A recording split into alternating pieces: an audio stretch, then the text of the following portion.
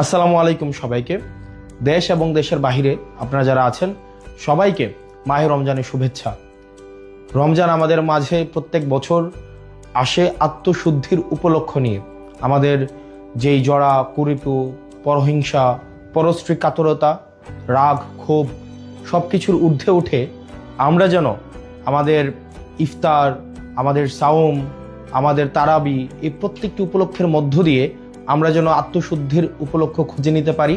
আল্লাহ আমাদের সেই তৌফিক দান করুক এবং সবাই যেন আমরা এই পরিশুদ্ধির মধ্য দিয়ে আমরা যেতে পারি এবং আমরা তাকওয়া অর্জন করতে পারি। এই রমজানে প্রত্যেক বছর দেখা যায় কিছু অসাধু ব্যবসায়ী সিন্ডিকেট প্রতি বছর এই রমজানের উপলক্ষে তারা দ্রব্যমূল্যকে পুঁজি করে, দ্রব্যমূল্যকে একরকমের সিন্ডিকেট করে আমাদের সাধ্যের বাহিরে নিয়ে যায়। আমাদের জনগণের যেই সাধ্যমূল্যের বাহিরে এই আমাদের নিত্য প্রয়োজনীয় যে বিষয়গুলো রয়েছে, ছোলা, মুড়ি, তেল এবং নিত্য প্রয়োজনীয় যে বিষয়গুলো রয়েছে, তেল, গ্যাস, এই প্রত্যেকটি বিষয়কে দেখা যায় সিন্ডিকেট করে সাধারণ জনগণের সাধ্যের মধ্যে, সাধ্যের বাহিরে নিয়ে যায়।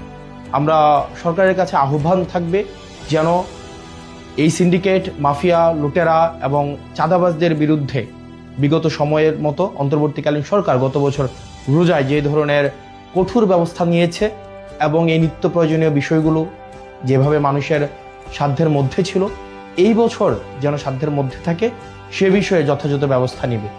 একই সাথে সাথে এই রমজানে আমাদের দেখা যায় প্রত্যেক বছর বিদ্যুতের যেই ঘাটতিটা ঘটে সেটা আমরা গত বছর দেখতে পাইনি। আমরা প্রত্যাশা থাকবে প্রত্যেকটা মুসলিম যেন এই রমজানে তার ইবাদত ভালোভাবে করতে পারে, নির্বিঘ্নে করতে পারে।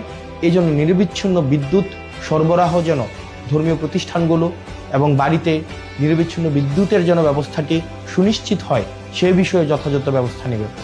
আপনারা দেশে এবং বিদেশে যারা আছেন এই রমজান উপলক্ষে আমাদের মধ্যে যেই ধরনের নেতিবাচক বিষয়গুলো রয়েছে সেগুলো অতিক্রম করে বাংলাদেশের জন্য, প্রত্যেকটি মানুষের জন্য আমরা যেন ইতিবাচকতার বার্তা নিয়ে আসতে পারি। আল্লাহ আমাদের সেই তৌফিক দান করুক।